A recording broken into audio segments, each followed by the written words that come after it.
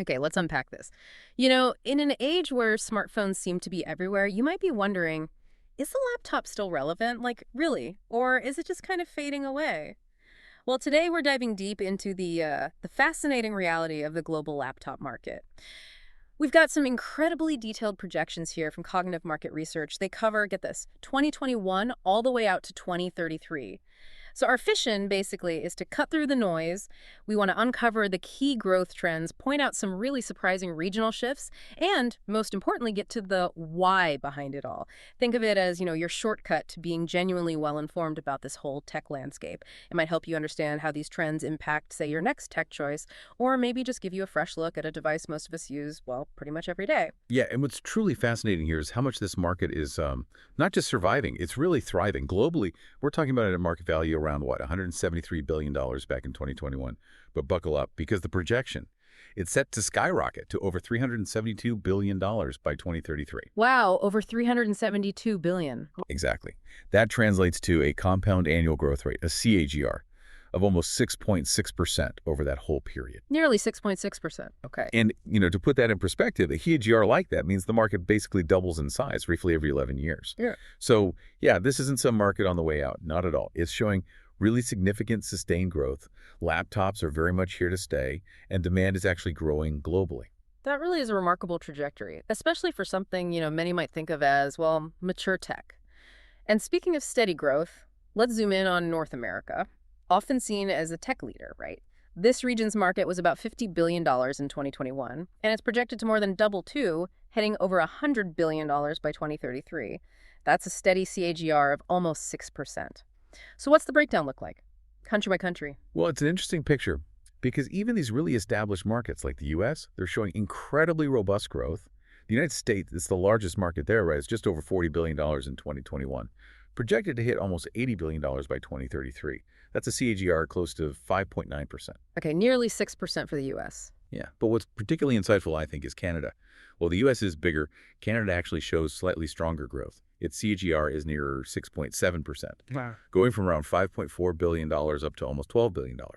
Interesting. And Mexico is also showing very consistent growth, about a 6.1% CAGR. So if we connect this to the bigger picture, this continued expansion in places like the U.S. and Canada is probably not just about people upgrading their old machines. It could be driven by maybe a more permanent shift, like towards hybrid work models where people just need good computing power at home, or even, the surge in digital content creation, gaming, Yeah. stuff that needs more powerful laptops. That's a really crucial point. It's not just replacement, it's new uses driving demand. Okay, so let's hop across the Atlantic. Europe. The European market saw healthy growth too, totaled nearly $38 billion in 2021, and it's set to reach almost $77 billion by 2033. That's a CAGR of just over 6.1%. But you mentioned divergences. Right, and here's where it gets really interesting, because within Europe, you see quite, well, diverse growth stories. It's almost like a mini version of global trends. Germany, for example, is a real standout. It shows the strongest CAGR in Europe, nearly 6.8%, growing from over $8 billion to a projected $17.6 billion. Okay. Germany leading the pack there. Definitely. The UK is also strong, solid 6.4% IGR. Spain's looking healthy too, almost 6.5%. But then you contrast that with countries showing, notably slower growth, like France, Italy, Switzerland. Yeah. They're all hovering around 5.6%, maybe 5.7%. Quite a difference. A huge difference. And then consider Russia. It has the lowest CAGR in Europe, just under 4.9%. Luxembourg also registers one of the lowest TGRs, just under 5%. This stark difference, it really highlights how things like regional economic factors, different consumer spending power, even geopolitical shifts, how they can dramatically impact tech adoption rates even within just one continent. It's definitely not a uniform picture. Yeah, those differences across Europe are really striking. But if we're talking about explosive growth, Right. no region really shows that, quite like Asia Pacific, right? This is the global growth engine, you said. Highest overall CAGR globally at an impressive 7.2%. Jumping from about $61.5 billion in 21 to a projected $142 billion by 2033.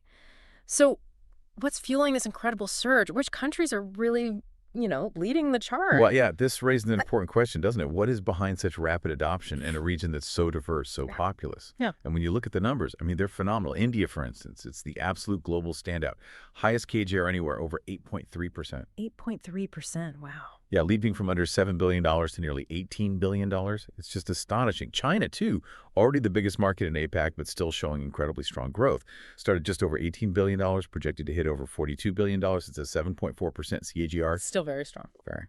And even a developed market like Singapore shows an impressive 7.7% CAGR. And Southeast Asia, just as a collective region, also shows really robust growth, almost 7.8% CAGR. So this surge, it's likely fueled by, well, a mix of things. Increasing digital literacy, definitely. A growing middle class, lots of first-time buyers, and just a massive demand for personal computing and education, small businesses, plus, these rapidly expanding digital economies across these nations. It's a market that's, you could say, in a much earlier stage of widespread laptop adoption compared to, say, North America. Those APAC numbers are just incredible. Really hints at some massive societal changes happening. Okay, now let's zoom in on some other key emerging markets. South America, the Middle East, and Africa. Maybe not as large as North America or APAC in sheer dollar terms right now, but these regions together, they represent huge potential, right, for future expansion. Absolutely huge potential. In South America, the total market's projected to grow from roughly $9.5 billion to over $21 billion. That's a solid 6.9% CAGR overall. And interestingly, while Brazil is still the largest market there, heading towards $8.7 billion by 2033, it's Argentina showing the higher regional TAGR, about 7.4%. Okay, Argentina punching above its weight a bit there. Exactly. Projected to grow from $1.8 billion to over $4.2 billion.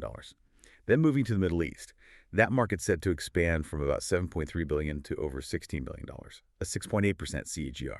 And the UAE really stands out there. Highest regional TAGR, 7.5%. Turkey's also strong, nearly 7.2%. Got it. UAE and Turkey leading growth there. And finally, Africa. The total market there is projected to grow from almost $7 billion to over $15 billion. That's a 6.2% CAGR. South Africa leads the continent as the largest market, moving from nearly $3 billion to almost $7 billion, with a 6.7% CAGR. And Nigeria is also showing significant growth, over 6.4% CAGR. What this really shows, I think, is that connectivity, access to personal computing, is becoming fundamental across all these diverse, rapidly developing economies. It definitely seems clear that these regions are where a lot of future growth is going to come from, reflecting broader global development trends. And so let's tie this all together. What does this all mean for you, the listener? Whether you're a tech enthusiast, maybe a business professional, or just someone trying to make sense of it all. Well, this deep dive into the numbers, it makes one thing abundantly clear. The global laptop market isn't just, holding on, it's absolutely thriving. We've seen these vastly different growth rates, haven't we? Across continents, across countries. It really highlights that tech adoption, economic development, it's not uniform at all. And there's definitely a clear shift happening. The market's center of gravity, you could say, is moving towards Asia-Pacific and other emerging economies. They're driving a lot of the new demand. Right. Yet at the same time, even those mature markets, like North America and parts of Europe, they continue to expand robustly, which signals, a sustained need for powerful personal computing. So it's not really about laptops being replaced. It's more like they're evolving to meet new and expanding global needs. And what this data gives you really is incredibly valuable insight. It helps you see past just the latest gadget launch and understand the bigger forces at play, whether you're thinking about your next tech purchase or just trying to understand global economic shifts. It really is about seeing that bigger picture. It's truly remarkable, isn't it? To think the global laptop market was around $173 billion in 2021. And it's projected to surge past $372 billion by 2033, more than double in just over a decade. Yeah, this deep dive really makes one thing abundantly clear. Technology is always evolving, right? But that fundamental need for personal computing power, whether it's for work or education or entertainment, that need just continues to grow globally. So considering this enduring need and the incredible growth we've talked about, here's something to think about. What existing or maybe emerging technologies do you think will fuel this growth even further? Or maybe even redefine what a laptop actually means in the next decade? Will it be, I don't know, more AI integration, better foldable screens, something completely different? Definitely something to ponder as you look around at, well, all the screens in your life. We hope this deep dive gave you some new insights into a device we often just take for granted. Until next time.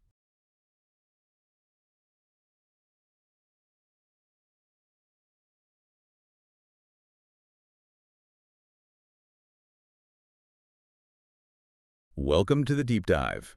Today we're taking a look at something that, well, it touches pretty much everyone's daily life. the global laptop market. Mm-hmm. We've pulled together quite a stack of sources, trying to understand the key dynamics, what's driving demand, the challenges, and honestly, some surprising future trends.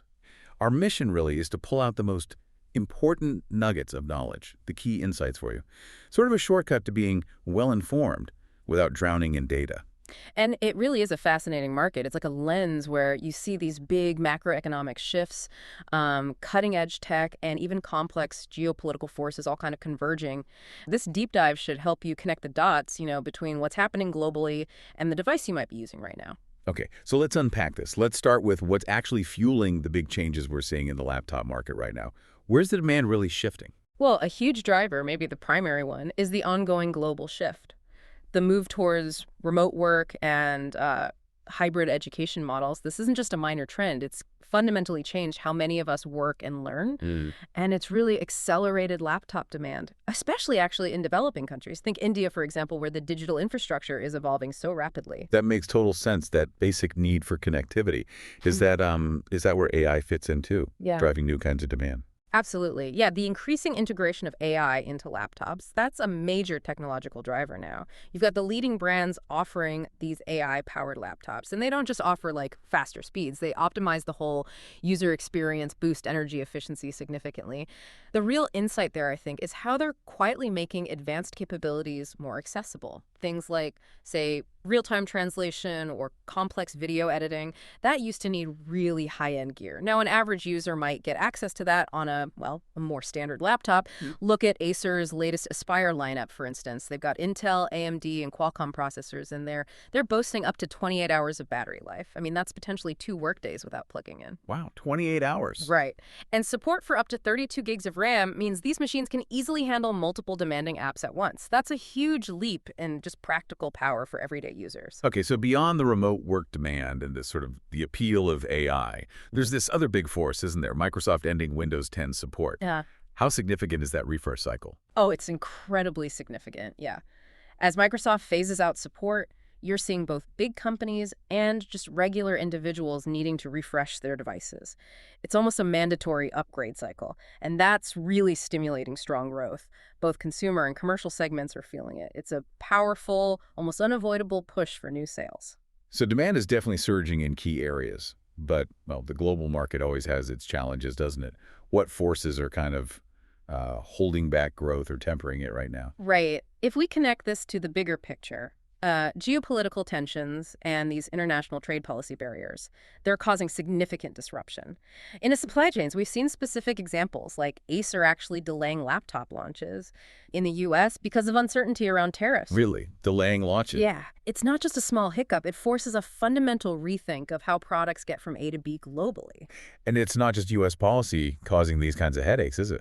Exactly. You look at India, for instance. They've got their own initiative imposing restrictions on laptop imports. They want to boost their own domestic manufacturing, and that's fundamentally reshaping supply chains for that whole region.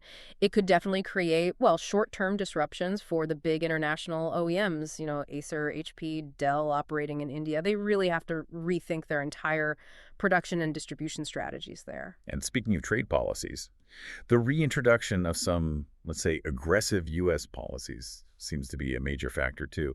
What impact are we seeing there? The whole global electronics market, laptops included, is definitely feeling that pressure, yes. In 2025, the Trump administration's Liberation Day tariffs, that's the term they're using, have really intensified global trade tensions. These are sweeping tariffs. They impact allies like Australia and the UK with pretty significant levies, and then even higher duties on goods from places like Vietnam and China. It's creating broad pressure on imports across the board. In electronics specifically? Yeah, the electronics sector's been hit particularly hard. We're seeing semiconductor tariffs heading 25%, lithium-ion batteries duty set at 20%, and consumer electronics, which obviously includes laptops, facing tariffs between 10 and 15%. The key insight here isn't just, things cost more. It's how these tariffs are fundamentally forcing a strategic rethink of global supply chains. It's pushing the entire sector to decentralize production in ways we really haven't seen in decades. So beyond the immediate price increase for the consumer, what are the wider consequences for businesses, for consumers? Well, the impacts are pretty clear. They've definitely driven up retail prices. They've significantly strained profit margins for companies. And ultimately, that reduces consumer demand, particularly we're seeing in the US and Europe. Hmm. Companies aren't just passing costs along either. They're fundamentally reassessing where they build things, how they source parts, which markets they prioritize. It's leading to real long-term structural shifts in the industry. Okay, so we've looked at the current push and pull. But with all this going on, what's the laptop of tomorrow shaping up to look like? What are the key trends?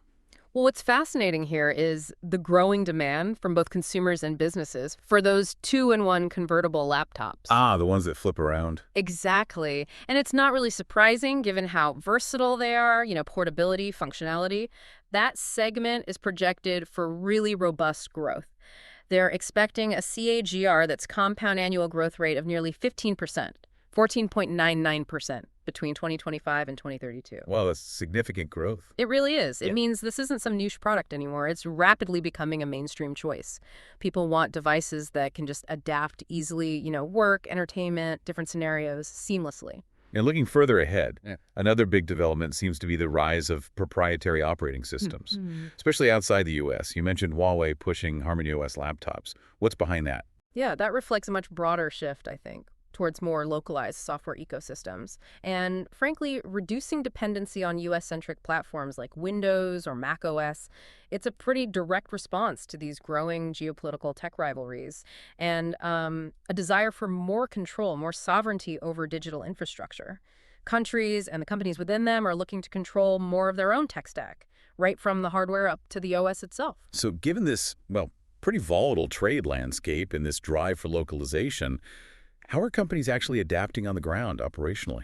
Well, China is still, a powerhouse. It contributed over $119 billion in electronics exports to the US in 2023 alone. But the ripple effect of tariffs is wide because many parts sourced through, say, Malaysia or Vietnam still rely heavily on Chinese subcomponents deep down the chain.